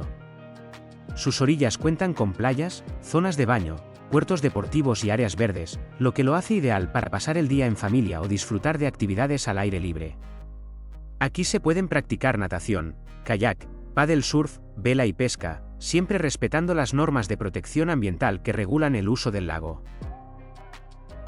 El lago di Viverone está rodeado de pequeños pueblos y áreas rurales, entre ellos Viverone, que da nombre al lago, y otros municipios cercanos que conservan un ambiente tranquilo y auténtico. A lo largo de la orilla se encuentran restaurantes y bares donde se puede degustar cocina local, con platos a base de pescado del lago y productos típicos del Piemonte, disfrutando de vistas directas al agua. Desde muchos puntos del lago se pueden observar panorámicas abiertas hacia la Serra de Ivrea y las colinas circundantes, creando un paisaje suave y relajante, muy distinto al de los lagos alpinos de alta montaña. Esta combinación de agua, colinas y cielos abiertos hace del lago di Viverone un lugar especialmente atractivo al atardecer, cuando la luz se refleja sobre la superficie del lago y el entorno se vuelve más silencioso y contemplativo. Visitar el lago di Viverone es descubrir un espacio donde naturaleza, historia y vida cotidiana conviven en equilibrio. Es un lugar perfecto para descansar tras recorrer ciudades y montañas, para conectar con el paisaje del Piemonte y para entender cómo el agua ha sido, desde la prehistoria hasta hoy, un elemento central en la vida de este territorio. Ahora llegamos a Europa, uno de los lugares más emblemáticos y espiritualmente significativos del Piemonte y de toda Italia. Oropa se encuentra a unos 1200 metros de altitud, en un amplio anfiteatro natural rodeado por las Alpi Biellesi, a pocos kilómetros de la ciudad de Biella. Su ubicación, encajada entre montañas, crea un entorno imponente y recogido que refuerza de forma natural el carácter sagrado del lugar. Oropa es conocida principalmente por el Santuario di Oropa, uno de los mayores complejos religiosos marianos de Europa y un destino de peregrinación desde hace siglos. El santuario está dedicado a la Virgen Negra de Oropa, una estatua de madera venerada desde la Edad Media. Según la tradición, la imagen habría sido traída en el siglo IV por San Eusebio de Vercelli, aunque los estudios históricos sitúan la escultura actual entre los siglos XIII y XIV. El complejo del santuario es vasto y monumental. Incluye la Basílica Antigua, la Basílica Superiore o Basílica Nueva, múltiples capillas, patios porticados, alojamientos para peregrinos y museos. La Basílica Antigua representa el núcleo más antiguo del santuario y sigue siendo el corazón espiritual del conjunto, mientras que la Basílica Superiore impresiona por sus dimensiones, su arquitectura monumental y su capacidad para acoger grandes celebraciones. La Basílica Superiore nace de la necesidad de recibir a un número cada vez mayor de peregrinos que acudían a Europa desde el siglo XVII, aunque la construcción efectiva comenzó mucho más tarde. La primera piedra se colocó en 1885, siguiendo un proyecto elaborado un siglo antes por el arquitecto Ignacio Amedeo Galletti. Las obras avanzaron lentamente y se vieron interrumpidas en varias ocasiones debido a dificultades técnicas y a los conflictos bélicos del siglo XX, hasta que la basílica fue finalmente consagrada en 1960. Desde el punto de vista arquitectónico, la Basílica Superiore destaca por sus proporciones colosales y por su integración visual con el paisaje alpino. Presenta una planta centralizada, organizada en torno a un gran espacio interior dominado por una cúpula monumental que se eleva a más de 80 metros de altura desde el pavimento, convirtiéndose en un punto de referencia visible desde gran parte del valle. La fachada principal está precedida por un amplio pronao y cuenta con 3 grandes portales de bronce, decorados con relieves que narran episodios clave de la historia del santuario, desde sus orígenes vinculados a San Eusebio hasta la construcción de la propia basílica. En el interior, el visitante accede a un gran espacio octogonal, de escala impresionante, sostenido por colosales columnas que soportan el tambor de la cúpula. Desde este espacio central se abren 6 capillas laterales, dedicadas a distintos episodios de la vida de la Virgen María, integrando arquitectura, devoción y liturgia en una organización clara y solemne. El altar mayor se encuentra en un espacio ligeramente más reducido dentro del conjunto central. Sobre él destaca un ciborium suspendido, una obra de diseño contemporáneo creada por el arquitecto y diseñador Gio Ponti, que introduce un elemento moderno y simbólico dentro de la monumentalidad clásica del edificio. Los materiales utilizados refuerzan la sensación de solidez y solemnidad. En el exterior se emplea piedra local, lo que permite que la basílica mantenga una armonía cromática con las montañas que la rodean, integrándose visualmente en el entorno natural de Europa. Bajo la basílica se encuentra la cripta del sufragio, revestida de mármol, donde figuran inscritos los nombres de numerosos devotos que contribuyeron económicamente a la construcción del edificio. Uno de los elementos más singulares del conjunto es el Sacro Monte di Europa, formado por 12 capillas distribuidas a lo largo de un recorrido ascendente por la montaña. Estas capillas, decoradas con esculturas y frescos, narran episodios de la vida de la Virgen y forman parte de los Sacri Monti del Piemonte, declarados Patrimonio Mundial de la UNESCO. El recorrido combina espiritualidad, arte y naturaleza, ofreciendo vistas panorámicas y momentos de contemplación. Oropa no es solo un lugar de culto, sino también un importante centro histórico y cultural. A lo largo de los siglos ha recibido la visita de reyes de la Casa de Saboya, nobles, artistas y miles de peregrinos, que han dejado esvotos, donaciones y obras de arte hoy conservadas en el Museo del Tesoro del Santuario. El entorno natural forma parte esencial de la experiencia. Desde Oropa parten senderos de montaña y rutas de excursionismo que se adentran en las Alpi Villesi, conectando el santuario con refugios, lagos alpinos y miradores naturales. En todas las estaciones del año, Oropa ofrece una combinación única de paisaje, silencio y espiritualidad, con inviernos nevados y veranos frescos que contrastan con el clima del valle. Visitar Oropa es vivir una experiencia que va más allá del turismo tradicional. Es un lugar donde fe, arquitectura, arte, historia y naturaleza conviven en un equilibrio excepcional, y donde el visitante puede comprender la profunda relación entre el territorio viellese y su identidad espiritual. Oropa no es solo un santuario, sino un símbolo cultural y humano que ha marcado durante siglos la vida de esta región del norte de Italia. Ahora llegamos a Rosazza, uno de los pueblos más singulares y misteriosos del Piemonte. Situado en la Valle Cervo, a unos 880 metros de altitud, Rosazza se encuentra rodeado de bosques y montañas, a poca distancia de Biella, pero con una identidad completamente propia que lo convierte en un lugar único en Italia. Rosazza es conocido como el pueblo esotérico del Piemonte, una fama que se debe principalmente a la figura de Federico Rosazza, senador del Reino de Italia, Empresario y personaje profundamente influido por el pensamiento simbólico, el esoterismo y la masonería. Fue él quien, a finales del siglo XIX, transformó radicalmente el pueblo, dejando una huella visible en su arquitectura, su urbanismo y sus símbolos. El trazado urbano de Rosazza no es casual.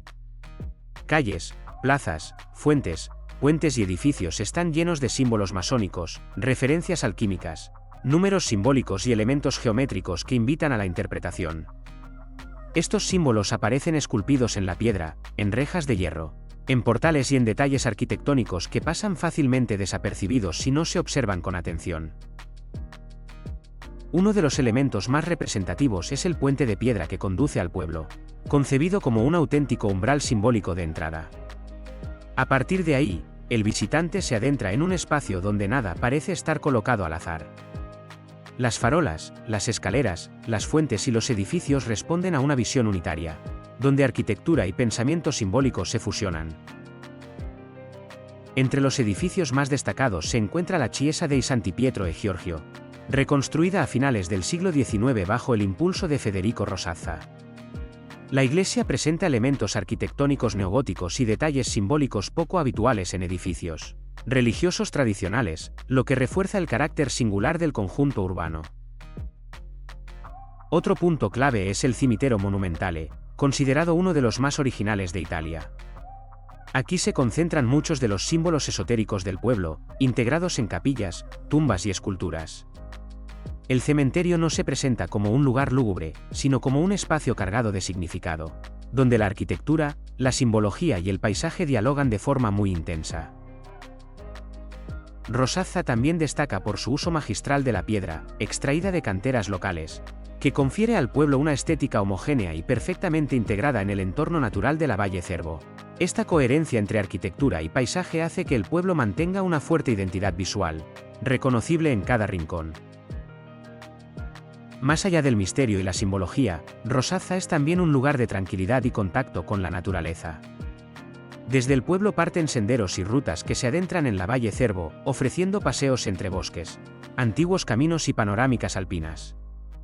Esta combinación de naturaleza y arquitectura simbólica crea una atmósfera muy particular, difícil de encontrar en otros lugares. Visitar Rosazza no es solo recorrer un pueblo de montaña, sino vivir una experiencia diferente, donde historia, pensamiento simbólico, arte y paisaje se entrelazan. Es un lugar que invita a caminar despacio, observar los detalles y dejarse llevar por el silencio y el misterio que envuelven cada calle y cada piedra. Rosazza no se explica solo con palabras, se descubre paso a paso, mirada a mirada, convirtiéndose en uno de los lugares más fascinantes y enigmáticos del recorrido por el Piemonte. Nos detenemos ahora ante la Torre Cívica de Rosazza, uno de los elementos más representativos y simbólicos del pueblo. Esta torre no es solo un punto de referencia visual dentro del trazado urbano, sino también una pieza clave para comprender la identidad histórica, social y simbólica de Rosazza. La Torre Cívica fue construida a finales del siglo XIX, dentro del amplio proyecto de transformación del pueblo impulsado por Federico Rosazza, senador del Reino de Italia y principal artífice de la configuración actual del municipio. La torre nace con una función claramente civil, diferenciándose de los campanarios religiosos tradicionales, y representa la autonomía y la organización comunitaria del pueblo. Desde el punto de vista arquitectónico, la torre presenta una estructura sólida en piedra local, perfectamente integrada con el resto de edificios de Rosazza. Su estilo es neomedieval, con líneas sobrias y proporciones verticales que refuerzan su carácter monumental sin resultar excesivo.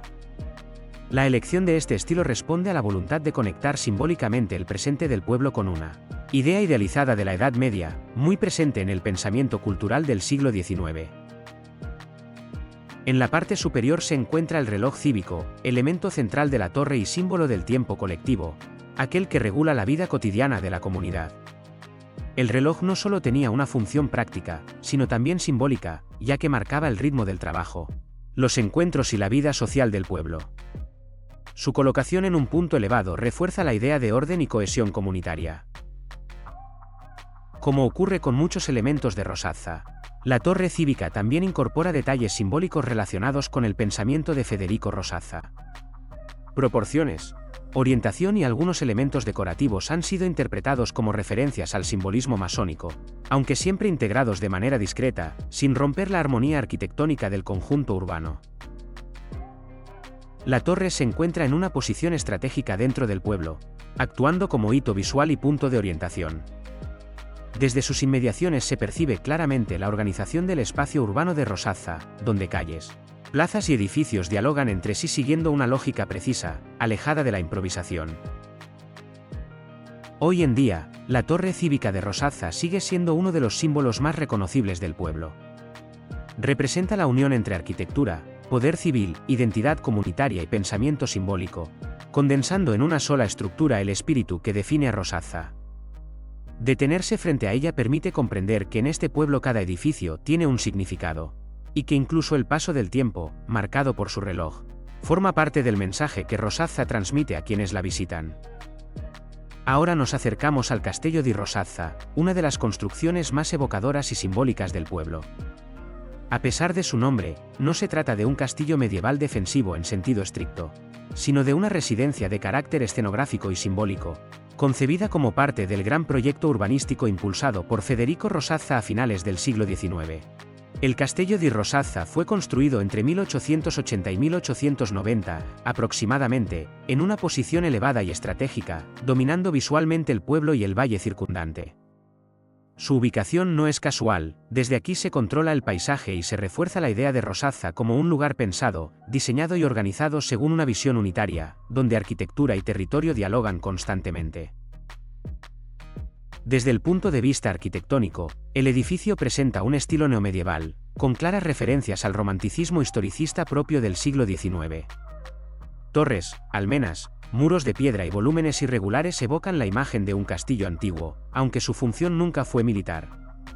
Todo el conjunto está construido con piedra local, lo que permite una perfecta integración cromática y material con el entorno natural de la Valle Cervo. El castillo fue concebido como residencia privada y lugar de representación, más que como fortaleza. En su diseño se combinan elementos decorativos, simbólicos y escenográficos, pensados para transmitir ideas de poder, conocimiento y continuidad histórica. Como ocurre en otros edificios del pueblo, no faltan referencias simbólicas que algunos estudios relacionan con el pensamiento masónico y esotérico de Federico Rosazza, visibles en proporciones, formas geométricas y detalles arquitectónicos. El Castello di Rosazza forma parte de un conjunto coherente que incluye la torre cívica, la iglesia, el cementerio monumental y otros elementos urbanos, todos ellos integrados en un mismo lenguaje arquitectónico. Esta coherencia refuerza la sensación de estar en un pueblo diseñado como una obra total, donde cada edificio cumple una función estética y simbólica dentro del conjunto. Aunque el interior del castillo no siempre es accesible al público, su presencia exterior es suficiente para transmitir su importancia dentro del paisaje urbano. Desde sus inmediaciones se obtienen vistas privilegiadas del pueblo y del valle, lo que convierte el lugar en un punto ideal para detenerse, observar y comprender la relación entre arquitectura, naturaleza y simbolismo. Visitar el Castello di Rosazza es adentrarse en la visión personal de Federico Rosazza, donde el pasado medieval se reinterpreta con sensibilidad moderna y simbólica. Más que un castillo defensivo, es un escenario arquitectónico cargado de significado, que contribuye decisivamente a la atmósfera misteriosa y fascinante que define a Rosazza y la convierte en uno de los pueblos más singulares del Piemonte. Ahora entramos en la Casa Museo del Alta Valle del Cervo, un lugar fundamental para comprender la historia, la cultura y la vida cotidiana de esta parte del Villese. Este museo etnográfico se encuentra en el corazón de Rosazza y está dedicado a conservar la memoria de las comunidades que han habitado la Alta Valle del Cervo a lo largo de los siglos. La Casa Museo está ubicada en un edificio histórico de piedra, perfectamente integrado en la arquitectura tradicional del pueblo. El propio edificio forma parte del recorrido museístico, ya que conserva la estructura y la distribución típica de las viviendas de montaña, permitiendo al visitante entrar físicamente en los espacios donde se desarrollaba la vida cotidiana. El museo nace con el objetivo de documentar y transmitir las tradiciones locales, en una zona marcada históricamente por la vida rural, la ganadería, la artesanía y la emigración estacional. A través de sus salas, la Casa Museo reconstruye de forma detallada el modo de vida de las familias de la Valle, desde el trabajo en el campo hasta la organización doméstica. En el interior se pueden ver mobiliario original, utensilios agrícolas, herramientas de carpintería, objetos de uso doméstico, tejidos, trajes tradicionales y documentos históricos. Cada objeto está contextualizado para explicar su función y su relación con la vida diaria, mostrando cómo las comunidades de la valle supieron adaptarse a un entorno montañoso exigente. Una parte importante del museo está dedicada a las antiguas actividades productivas de la Alta Valle del Cervo, como la cría de ganado, la producción de leche y quesos, el trabajo de la lana y la madera, y las pequeñas economías familiares que permitían la supervivencia en condiciones difíciles. También se aborda el fenómeno de la emigración, muy común en esta zona, que llevó a muchos habitantes a buscar trabajo en otras regiones de Italia o en el extranjero. La Casa Museo no es solo un espacio expositivo, sino también un centro de interpretación del territorio. A través de paneles, fotografías y testimonios, el visitante comprende la relación profunda entre el paisaje, el clima, la arquitectura y las formas de vida tradicionales de la valle. Visitar la Casa Museo del Alta Valle del Cervo permite completar la experiencia de Rosazza desde una perspectiva humana y cotidiana.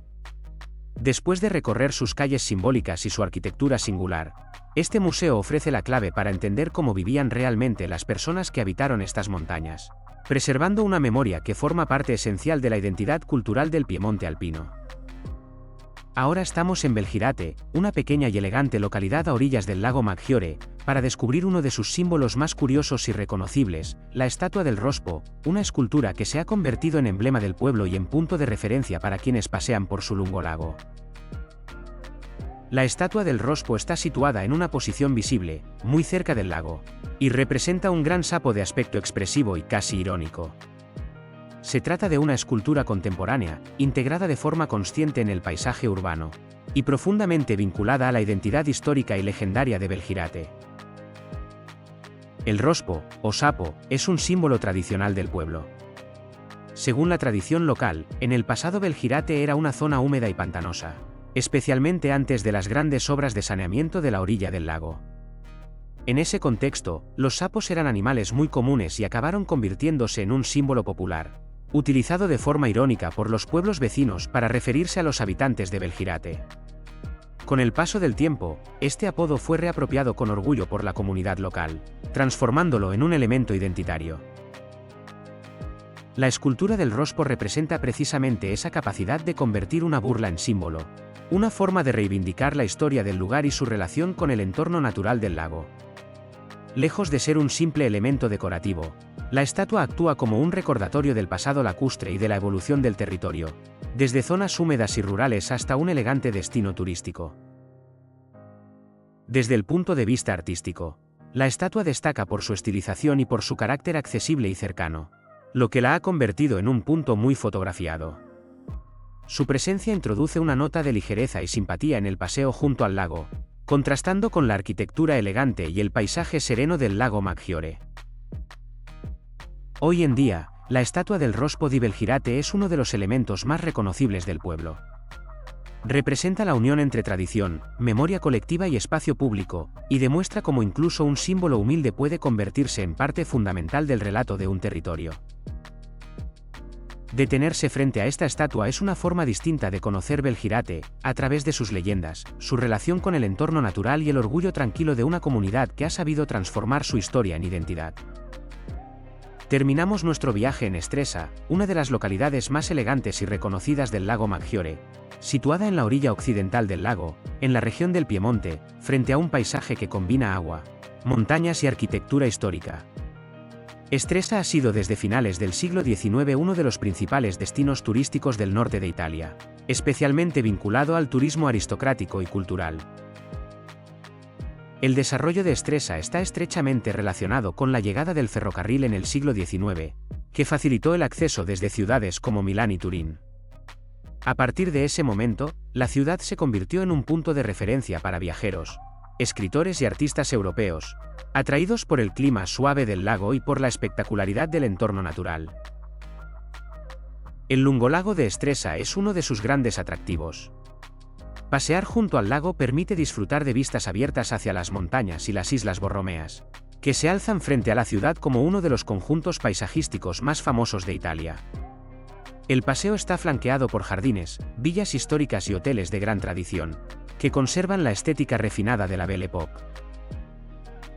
Desde el puerto de Stresa parten los barcos que conectan con las Islas Borromeas, en particular Isola Bella, Isola Madre e Isola dei Pescatori. Isola Bella es conocida por su palacio barroco y sus jardines escalonados.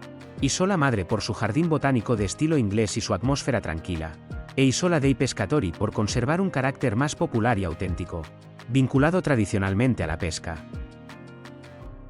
Stresa también ofrece un interesante contraste entre el lago y la montaña. Desde la ciudad se puede acceder al Monte Motarone, que alcanza los 1491 metros de altitud y ofrece una de las vistas panorámicas más espectaculares de la región, con la posibilidad de contemplar 7 lagos en días despejados. El Monte Motarone ha sido históricamente un lugar de excursión tanto en verano como en invierno. Más allá de sus paisajes, Stresa mantiene una intensa vida cultural, con eventos musicales, festivales y encuentros internacionales que refuerzan su papel como centro cultural del lago Maggiore. Su atmósfera elegante, pero accesible, la convierte en un lugar ideal para cerrar un viaje que ha recorrido ciudades, montañas, pueblos simbólicos y espacios naturales. Junto al lago Maggiore, los hoteles históricos de Stresa no solo destacan por su arquitectura y lujo, sino también por las historias y curiosidades que los rodean. El Hotel Astoria, aunque más pequeño que sus famosos vecinos, tiene una historia interesante ligada al turismo familiar y cultural del lago. Durante el siglo XX, se convirtió en un punto de encuentro para artistas locales y músicos, que acudían a Stresa atraídos por los festivales de música que se celebraban en la ciudad. Hoy, además de su confort, sigue manteniendo ese ambiente cercano y artístico, con habitaciones que conservan detalles de época y vistas que recuerdan el lago tal como lo disfrutaban los viajeros de hace un siglo. El Gran Hotelet des Illes Borromees está lleno de anécdotas de la Belle Époque. Por ejemplo, se sabe que Ernest Hemingway se alojó aquí en 1918, durante sus estancias en Italia como periodista en la Primera Guerra Mundial. Se cuenta que las vistas del lago desde su habitación inspiraron varias de sus descripciones de paisajes lacustres, y reflejaron la tranquilidad que contrastaba con su experiencia en el frente.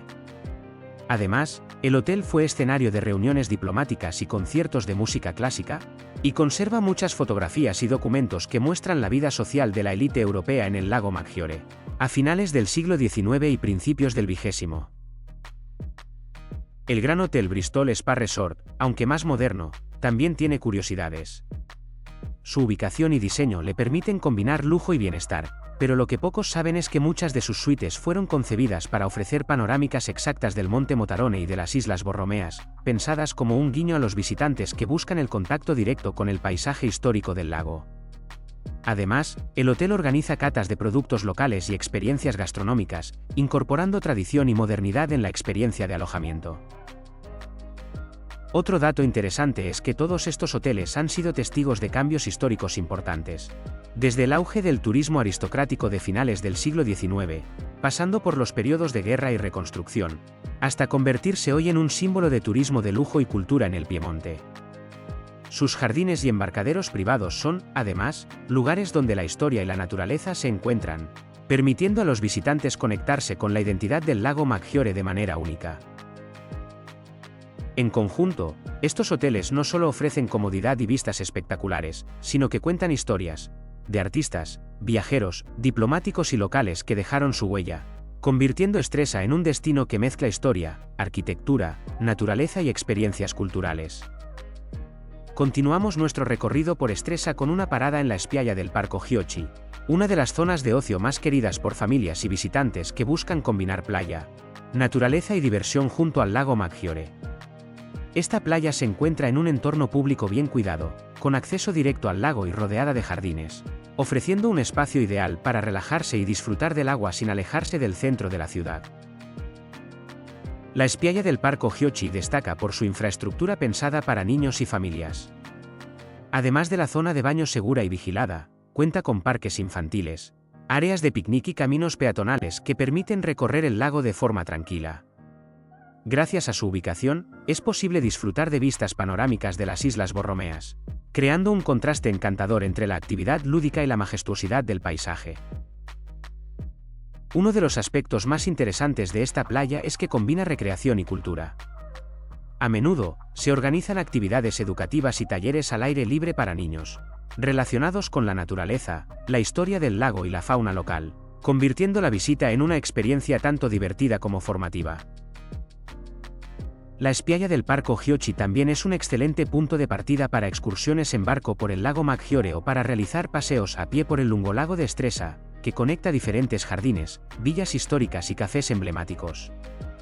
Esto permite a los visitantes alternar momentos de ocio con descubrimientos culturales y paisajísticos sin necesidad de trasladarse lejos del lago. Visitar la Spiaggia del Parco Ghiocchi es, en definitiva, una forma de disfrutar del lago Maggiore de manera activa y familiar, combinando baños, juegos, contacto con la naturaleza y panorámicas espectaculares. Todo en un espacio seguro y accesible que refleja la vocación turística y cultural de Stresa. Desde nuestro paseo por Stresa podemos contemplar una de las joyas más famosas del lago Maggiore, Isola Bella, parte de las célebres Islas Borromeas. Aunque no nos acercamos, la isla se aprecia perfectamente desde la orilla, ofreciendo una visión espectacular de su Palazzo Borromeo y sus jardines barrocos en terrazas. Isola Bella fue transformada en el siglo XVII por la familia Borromeo, convirtiendo esta pequeña isla rocosa en un símbolo de poder, prestigio y refinamiento artístico. Desde la distancia, es posible apreciar la simetría y geometría de los jardines en terrazas, un diseño típico del barroco italiano, pensado para crear perspectivas impactantes y un efecto de monumentalidad incluso al ser observado desde el lago o desde Stresa.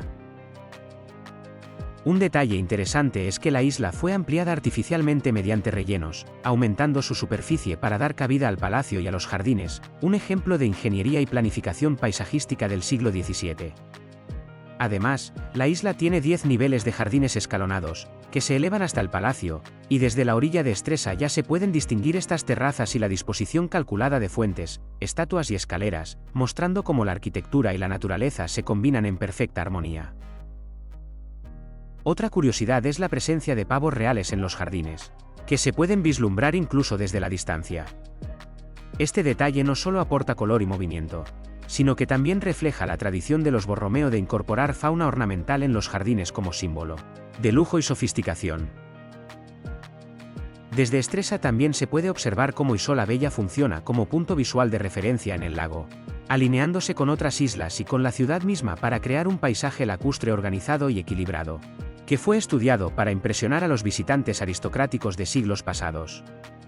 Esta composición visual revela la intención de la familia Borromeo de integrar arte, arquitectura y naturaleza en un mismo escenario, convirtiendo la isla en un icono cultural incluso para quienes la contemplan desde lejos. Ver Isola Bella desde Stresa nos permite apreciar la planificación artística, la historia de la familia Borromeo y la relación entre arquitectura y paisaje, ofreciendo una experiencia educativa y visualmente impactante sin necesidad de embarcarse hacia la isla. Desde la orilla del lago Maggiore, en Stresa y otros puntos cercanos, podemos contemplar la Isola dei Pescatori, también conocida como Isola Superiore o Isla de los Pescadores. Esta isla es única dentro del archipiélago de las Islas Borromeas, porque es la única que permanece habitada de manera permanente, lo que le da un carácter auténtico y diferente a las más turísticas Isola Bella e Isola Madre. Aún sin acercarnos, se puede percibir su atmósfera viva y tradicional, con casas coloridas, balcones donde antiguamente se secaba el pescado, callejuelas estrechas y el campanario de la iglesia de San Vittore que sobresale sobre el conjunto de tejados. La historia de la isla se remonta a más de 700 años, y su población ha vivido tradicionalmente de la pesca. Pese al auge del turismo, la pesca sigue siendo un símbolo de la isla y forma parte de su identidad cultural. Los habitantes extraían especies del lago como la perca, el lucio y el coregone, adaptando sus casas y embarcaderos a la vida lacustre. Incluso desde la distancia, se pueden distinguir los muelles y pequeños embarcaderos que conectaban el pueblo con el lago, recordando esta actividad ancestral. La iglesia de San Vittore, construida y reconstruida entre los siglos XVII y XVIII, domina la plaza central de la isla y puede verse claramente desde Stresa. Su arquitectura, sencilla pero elegante, refleja el carácter humilde y religioso de la comunidad. La iglesia alberga frescos y detalles que, aunque no podamos ver de cerca, aportan al paisaje una sensación de continuidad histórica y cultural que define a la isla. Isola dei Pescatori mantiene una infraestructura turística discreta. Los restaurantes alineados frente al lago, donde se sirven platos de pescado fresco del lago, y las pequeñas tiendas de artesanía permiten al visitante entender cómo se combina la tradición con el turismo sin perder la identidad del lugar. Desde la orilla, se puede observar cómo la isla mantiene su fisonomía original y su distribución urbana compacta, con calles estrechas que se adaptan al espacio reducido de la isla y a la topografía del terreno. Una curiosidad interesante es que la isla conserva tradiciones religiosas y culturales que pueden apreciarse desde lejos. Por ejemplo, cada año, el 15 de agosto, se celebra la procesión de barcos iluminados en honor a la Virgen de la Asunción, donde embarcaciones decoradas recorren el lago alrededor de las islas. Este espectáculo, que se refleja sobre el agua, muestra la conexión profunda entre los habitantes, el lago y sus festividades, incluso si lo observamos desde la orilla de Stresa. A nivel visual, Isola dei Pescatori es un ejemplo claro de cómo arquitectura, paisaje y vida cotidiana se integran de manera armoniosa. Sus tejados rojizos, fachadas pintorescas y el campanario forman un contraste encantador con el azul del lago y las montañas circundantes, creando un conjunto fotogénico que ha inspirado a artistas y viajeros durante siglos. Aunque no pongamos un pie en la isla, contemplarla desde Stresa permite entender su importancia histórica, cultural y social, así como apreciar la continuidad de la vida lacustre en el lago Maggiore. La isla nos muestra cómo, incluso en un espacio reducido y frente a visitantes, es posible mantener tradiciones centenarias, gastronomía local y un paisaje visualmente armonioso, convirtiéndola en un lugar que cautiva sin necesidad de acercarse físicamente. El lago Maggiore es uno de los lagos más grandes y espectaculares de Italia, situado entre la región del Piemonte, la Lombardía y la Suiza italiana. Con una longitud de aproximadamente 65 kilómetros y una anchura máxima de 10 kilómetros, es el segundo lago más grande del norte de Italia, solo superado por el lago di Garda. Su profundidad máxima alcanza los 372 metros, lo que lo convierte en uno de los lagos más profundos de Italia. Una de las curiosidades más destacadas del lago Maggiore es que tiene alrededor de 130 kilómetros de costa, repartidos entre Italia y Suiza, y alberga numerosas islas, siendo las Islas Borromeas las más famosas: Isola Bella, Isola Madre e Isola dei Pescatori. Estas islas no solo son un atractivo turístico, sino también un ejemplo de cómo la naturaleza y la historia aristocrática se combinan en el paisaje lacustre. El lago ha sido un lugar codiciado desde la antigüedad. Los romanos ya lo mencionaban por su belleza y como ruta de paso entre regiones alpinas. Durante los siglos XVII y XVIII, la zona se convirtió en un destino preferido de la nobleza europea, que construyó palacios, villas y jardines a lo largo de la costa, muchos de los cuales se conservan y se pueden visitar hoy en día. El clima del lago Maggiore es otro de sus aspectos especiales. Se trata de un clima templado, más suave que en otras zonas alpinas, gracias a la influencia del lago. Esto permite la presencia de flora mediterránea y subtropical, como palmeras, limoneros, camelias y azaleas, que crecen junto a pinos y castaños, creando un paisaje único en el norte de Italia. De hecho, las camellas de los jardines de Isola Madre y de Villa Taranto en Verbania son famosas en todo el mundo. El lago también es un punto de encuentro para actividades acuáticas y deportivas. Desde Stresa o Verbania se pueden realizar paseos en barco, vela, kayak y pesca, disfrutando de un entorno natural protegido. Además, sus aguas y costas albergan especies de peces autóctonos, como la perca, el lucio y el coregone, que han sido parte de la dieta local durante siglos. Una curiosidad histórica interesante es que el lago Maggiore sirvió como ruta estratégica durante las guerras del norte de Italia y la Segunda Guerra Mundial, debido a su ubicación entre valles alpinos y ciudades importantes. Muchos palacios y villas que hoy son hoteles o museos estuvieron implicados en la historia política y social de la región. El lago también es conocido por sus festivales y eventos culturales, como la Settimana Musicale del lago Maggiore, conciertos al aire libre y procesiones tradicionales en verano, que mezclan religión, música y turismo, haciendo del lago un espacio tanto cultural como natural. Por su belleza, historia y diversidad natural, el lago Maggiore combina paisaje, cultura y tradición. Desde cualquier punto de la costa, se pueden contemplar pueblos lacustres pintorescos, islas llenas de historia, montañas que reflejan en sus aguas y jardines llenos de color, creando un entorno que atrae a turistas de todo el mundo y ofrece una experiencia completa: naturaleza, arquitectura, gastronomía y cultura en un solo lugar. Visitar el lago Maggiore permite entender cómo historia y naturaleza se entrelazan, y cómo sus islas, villas y pueblos han sido protagonistas de la vida aristocrática, la cultura popular y el turismo durante siglos, convirtiéndolo en uno de los destinos más fascinantes del norte de Italia.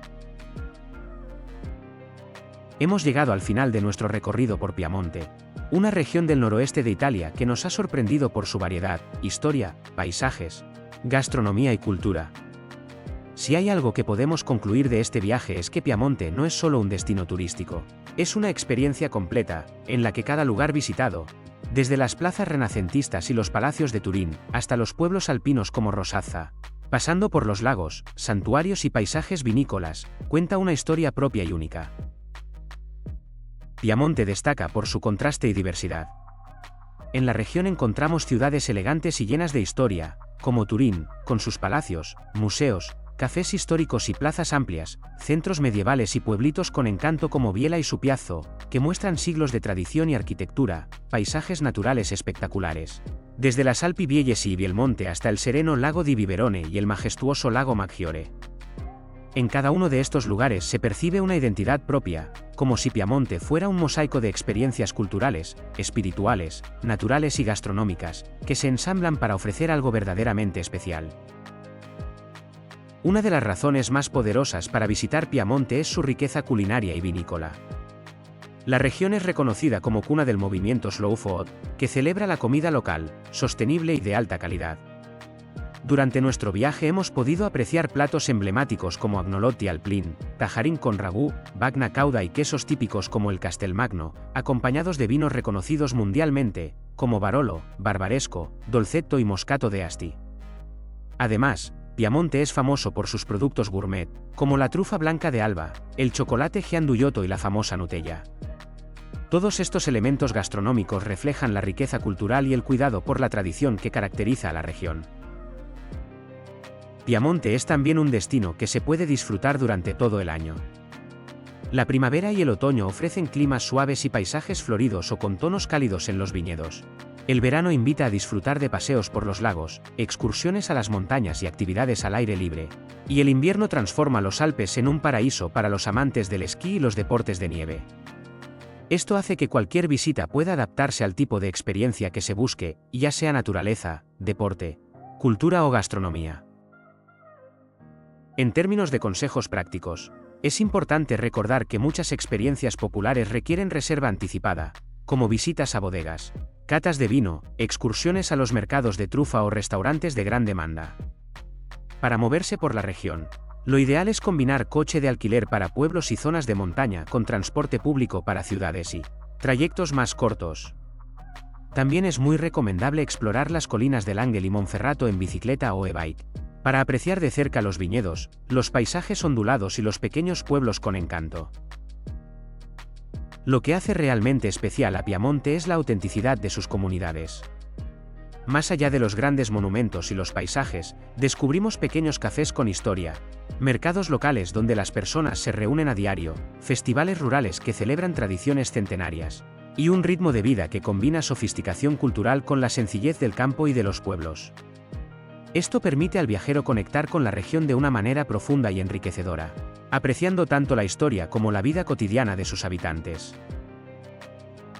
Si has seguido este viaje con nosotros, habrás visto cómo Piamonte ofrece algo para cada tipo de viajero: historia y arte para los apasionados de la cultura, gastronomía y vinos para los amantes de la comida, montañas, lagos y actividades al aire libre para los que buscan naturaleza y aventura, y pueblos con identidad propia para quienes desean vivir experiencias auténticas y memorables. En definitiva, Piamonte combina paisajes, historia, cultura, gastronomía y autenticidad en un solo destino, ofreciendo al viajero la oportunidad de sumergirse en un territorio diverso y fascinante, donde cada rincón cuenta su propia historia y deja una impresión duradera. Gracias por acompañarnos en este viaje. Si este recorrido por Piamonte te ha inspirado, recuerda darle like al vídeo, suscribirte si aún no lo has hecho y compartir tus impresiones en los comentarios. Nos vemos en la próxima aventura de Urban Backpack. Hasta pronto y buen viaje.